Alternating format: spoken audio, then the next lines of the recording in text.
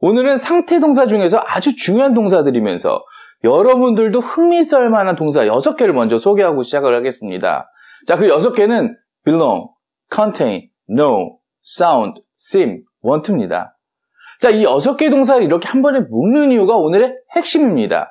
자, 그리고 이렇게 묶은 상태 동사들과 이 밖에 존재하는 상태 동사들의 차이를 이해하는 것에서 오늘은 상태 동사를 한번 바라보고자 하는 겁니다. 자, 오늘은 핵심 내용을 먼저 말씀드리고 그 이유를 풀어가는 방식으로 영상을 한번 만들어 보겠습니다. 이미 눈치채신 분들도 계시겠지만 이 6개의 동사는 오늘 이 시간까지는 절대 진행형으로 쓸 수 없다라고 학자들이 확신하는 단어들입니다.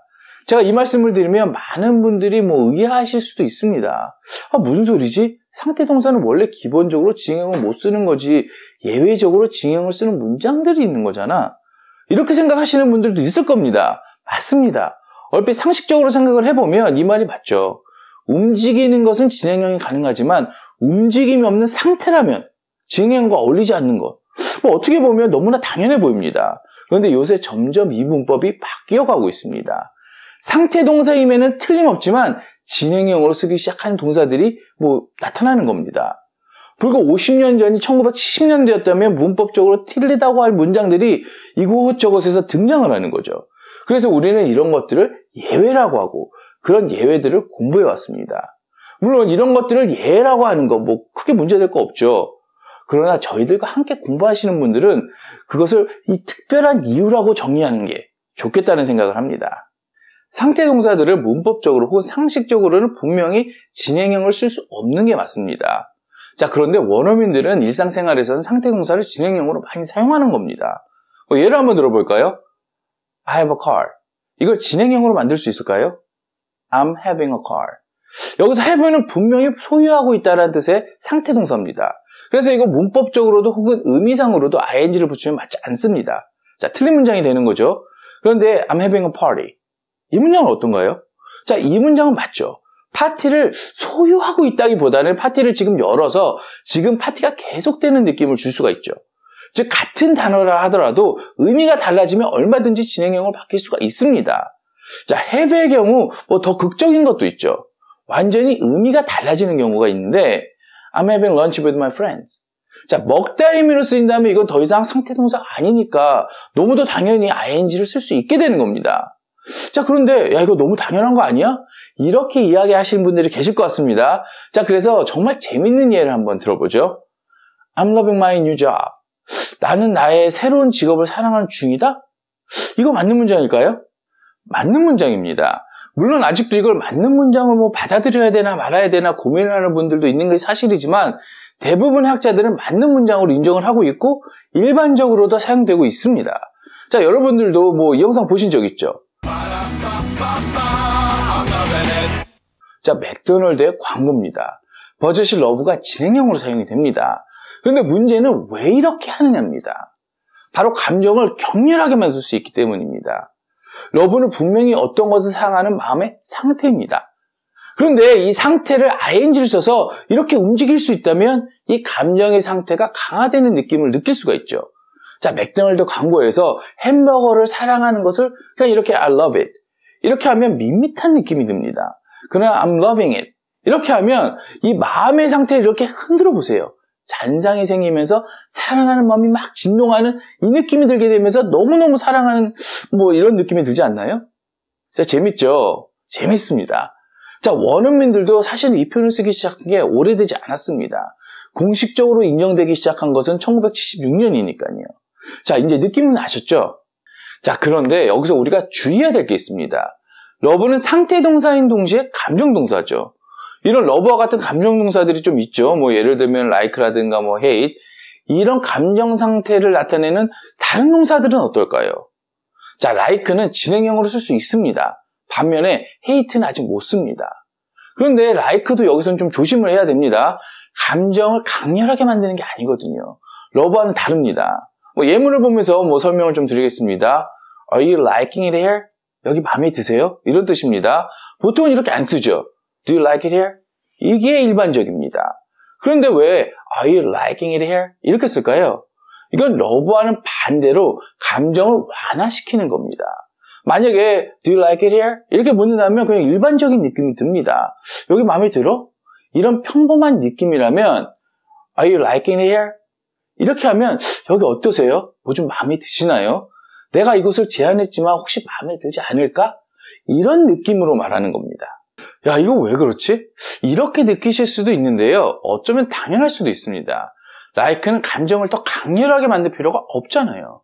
like보다 더 강렬한 표현들이 이미 존재하니까요. 뭐 대표적으로는 love가 있죠. 자, 그래서 liking을 쓸 필요는 뭐 특별히 없습니다. 대신에 like라는 감정을 이렇게 진행형을 써서 흔들어주면 이런 느낌이 납니다. 좋아하나? 혹은 그렇지 않나? 이런 느낌이에요. 그래서 의문문으로 like의 진행형을 쓰면 감정을 오히려 소프트하게 만들어주는 그런 느낌을 줄 수 있는 겁니다. 자, hate는 아직은 그런 사용이 없습니다만 love를 생각해보면 hate도 뭐 조만간에 등장할 것 같은 느낌이 강렬히 드네요. 자, 오늘 여러분들에게 드리고 싶은 이야기 중에는 상태 동사들은 현재 진화하고 있다는 겁니다. 자, 그래서 오늘 저희가 하는 이야기가 완성형은 절대 아닙니다. 자, 여러분, 여기까지 조금 뭐 산만한 느낌이 드실 수 있습니다. 자, 그런데 걱정하지 마십시오. 자, 오늘 영상은 상태 동사의 전체적인 틀을 잡아야 되기 때문에 조금 산만할 수 있지만 뭐 진행형이 가능한 단어들을 다음 시간에는 정리할 거니까 그냥 편안하게 느껴보시려고 하면 됩니다. 자, 하나만 더 느껴보죠.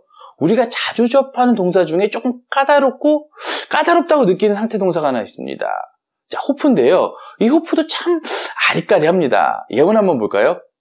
I was hoping you would give me some advice. 저에게 조언을 해주시길 바랍니다. 이런 뜻이죠. 자, 호프도 바램이라는 상태를 나타내는 동사임에는 틀림없고 이런 상태를 진행형으로 쓰는 것은 원래는 맞지 않지만 원어민들은 많이 쓰고 있고 지금은 아주 일반적으로 사용되고 있습니다. 자, 호프라는 마음의 상태를 진행형으로 만들면 이건 또 어떤 느낌으로 원어민들에게 느껴질까요? 자, ing는 뭔가 진행되는 느낌, 즉 흔드는 느낌이 듭니다. 내가 뭔가를 바라는데 그게 이렇게 좀 떨려요.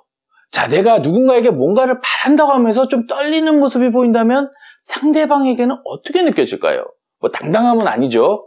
그렇습니다. 폴라이트하게 느껴지는 겁니다.